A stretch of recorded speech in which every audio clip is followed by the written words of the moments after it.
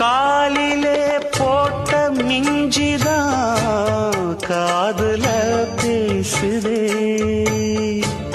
கழுத்துல போட்ட தாலிதான் காவியம் பாடுதே.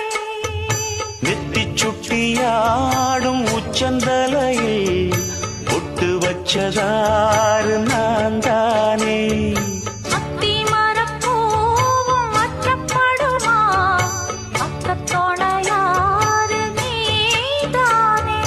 ஆசை பேச்சில் பாதி மூச்சில் லேசாதேகம் சூடேற